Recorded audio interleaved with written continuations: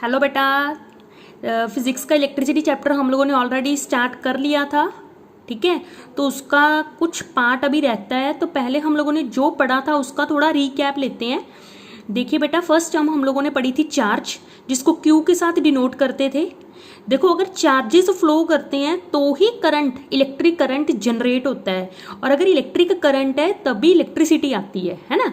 चलिए, so due to charges current is produced, due to flow of charges current is produced. अभी charges दो तरह के हैं, पॉजिटिव और नेगेटिव। नेगेटिव चार्ज को क्या बोलते हैं हम लोग? इलेक्ट्रॉन्स। चलिए, चार्जेस को मेजर करते हैं, कूलम में चार्ज को मेजर किया जाता है। ठीक है, चलिए, चार्जेस कुछ प्रॉपर्टीज हैं, लाइक चार्जेस रिपेल करते हैं एक दूसरे को, जैसे पॉजिटिव पॉजिटिव को रिपेल करेगा, नेगेटिव नेगेटिव को रिपेल करेगा, वेयर एज अनलाइक चार्जेस जो है they attract each other. Next, charges additive, यानी चार्जेस को आप अल्जेब्रिकली एडअप कर सकते हो। ठीक है, जैसे +2 कूलम +5 कूलम, ऐसे, है ना। चलिए, चार्ज इज कंजर्व, चार्ज जो है वो कंजर्व होके रहता है, that means charge can neither be created nor be destroyed. Charge is quantised, आप चार्ज की क्वांटिटी को मेजर कर सकते हो। ठीक है, कैसे? n into e. एक इलेक्ट्रॉन का कितना चार्ज होता है? 1.6 into 10⁻⁻19 into n. N means कितने इलेक्ट्रॉन्स हैं। ठीक है, तो उनको मल्टीप्लाई करोगे तो आपको टोटल चार्ज पता लग जाएगा, क्योंकि सिंपली बेटा चार्ज किसकी वजह से है? इलेक्ट्रॉन्स की वजह से, इनटू कितने इलेक्ट्रॉन्स हैं। अगर ये मल्टीप्लाई हो जाएगा तो टोटल चार्ज पता लग जाएगा। जैसे फर्स्टली क्वेश्चन है, how many electrons constitute 1 coulomb charge. तो formula again Q is equal to NE, charge create करना है 1 कूलम, N इंटू एक इलेक्ट्रॉन की value, so N comes out to be 6.25 into 10⁻18 electrons. तो इतने इलेक्ट्रॉन्स मिलके 1 coulomb charge generate करेंगे। ठीक है, चलिए, फिर आता है बेटा चार्ज की लास्ट प्रॉपर्टी है Coulomb's law.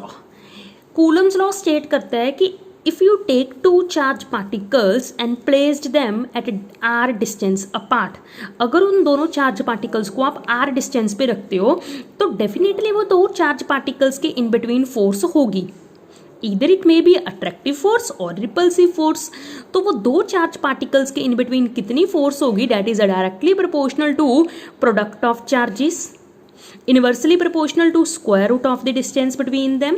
So collectively from both these equation f is directly proportional to q1 q2 by r square. अभी प्रोपोर्शनलिटी को हटाते हैं और कांस्टेंट लगाते हैं k, so f comes out to be k q1 q2 by r square. अगर दोनों charge particles एक एक कूलम के हो, उनके इन बिटवीन डिस्टेंस 1 मीटर का हो, तो उस केस में f किसके इक्वल आ जाएगा? k के इक्वल आ जाएगा, और k की वैल्यू होती है 9 इंटू 10⁻9। सो अभी हम लोगों को अगर इस चीज़ को डिफाइन करना है तो हम लोग कैसे डिफाइन करेंगे? Force between two charge particles, force between two charge particles each of 1 coulomb is said to be 9 into 10⁻9 Newton if they are placed 1 meter apart. ठीक है, चलिए, इसके बाद बेटा सेकेंड टर्म आती है करंट। अभी करंट को I के साथ लिखते हैं, चार्ज को Q के साथ लिखते थे, करंट को I के साथ लिखते हैं। ठीक है, करंट को एम्पियर की फॉर्म में मेजर करते हैं, एम्पियर की फॉर्म में मेजर किया जाता है करंट को। तो करंट किसकी वजह से है? चार्जेस के फ्लो होने से ही करंट आता है। अभी कितना करंट है? How much charge flows through the wire per unit time. मैंने उस दिन भी बेटा आपको बताया था कि अगर डिवाइड है तो हम लोग वर्ड यूज करते हैं पर, तो इसको अगर आपने डिफाइन करना है I is equal to Q/T, तो आप कैसे लिखोगे? How much charge flows through the wire per unit time, कितना चार्ज एक वायर में से पर यूनिट टाइम, कितने टाइम में फ्लो कर गया, that would be the current. इसका मतलब जितना ज़्यादा चार्ज जाएगा और जितने कम टाइम में जाएगा उतना ज़्यादा करंट होगा। और अगर इसको शफल कर देंगे तो Q is equal to IT, सबसे इंपॉर्टेंट फॉर्मूला है। तो अभी चार्ज के दो फॉर्मूलाज हो गए, एक पहले किया Q is equal to NE, एक अब हो गया Q is equal to IT। अगर इसको U बना लोगे आप तो ये एक निमोनिक भी है याद रखने का, कुट, Q is equal to IT। चलिए नेक्स्ट टर्म है बेटा जी पोटेंशियल डिफरेंस, इसको V के साथ लिखते हैं। पोटेंशियल डिफरेंस का मतलब है how much work is done in moving a charge from one point two another point. देखो बेटा अभी एक वायर है आपके पास, ठीक है, इसमें चार्ज नहीं फ्लो करेगा, इसमें नो डाउट इलेक्ट्रॉन्स हैं, बट वो इलेक्ट्रॉन्स को कोई पाथवे नहीं है, वो इलेक्ट्रॉन्स को कोई इंडिकेशन नहीं है कि आपने इस पॉइंट से इस पॉइंट तक मूव करना है, करना भी है या नहीं करना, ठीक है। तो जब तक उसको एक पाथवे नहीं मिलेगा तब तक वो इलेक्ट्रॉन्स जो हैं वो अपने आप को एक पर्टिकुलर डायरेक्शन में अलाइन नहीं कर सकते।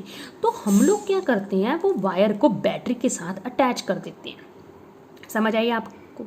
तो जब हम उसको बैटरी के साथ अटैच कर देते हैं, बैटरी के दो एंड होती हैं, ये पॉजिटिव और ये वाला negative.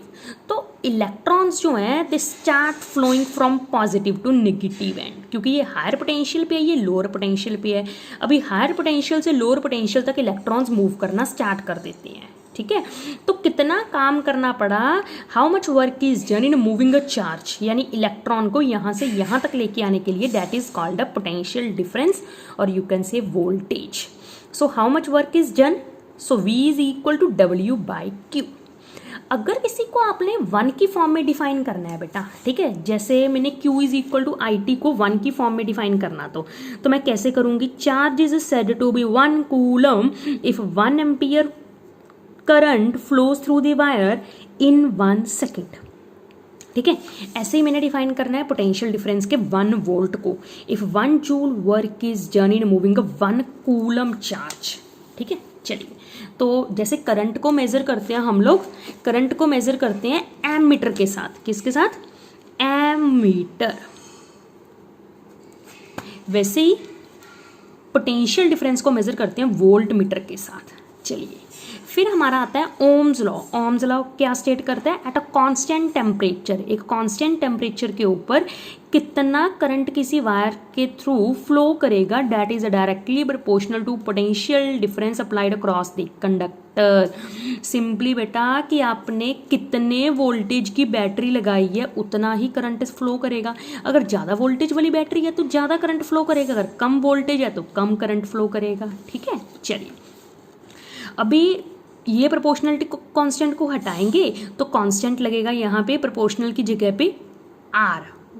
This R is called resistance. तो हम लोग इसको ऐसे भी लिख सकते हैं, V is equal to IR।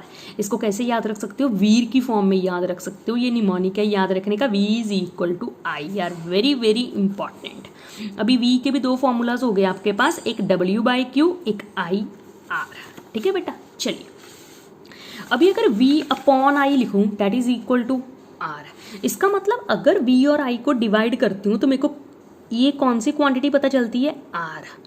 तो अगर बेटा आप V और I का ग्राफ प्लॉट करते हो कि जैसे जैसे पोटेंशियल डिफरेंस इंक्रीज होता है वैसे वैसे amount of current flowing through the wire increase हो रही है, और उसका ग्राफ आएगा straight line passing through the origin, ठीक है। So what is the slope of VI graph gives, it gives you the value of resistance, ठीक है बेटा। सो R जो है वो रेजिस्टेंस है। रेजिस्टेंस का मतलब है एक तरह की रुकावट जो एक सर्किट में आती है, उसको बोलते हैं रेजिस्टेंस। चलिए, अभी बेटा रेजिस्टेंस जो है उसको मेजर करते हैं हम लोग ओम में। ओम जो है वो इसकी यूनिट है। अभी किसी वायर की कितनी ज़्यादा रेजिस्टेंस है वो डायरेक्टली प्रोपोर्शनल है लेंथ के।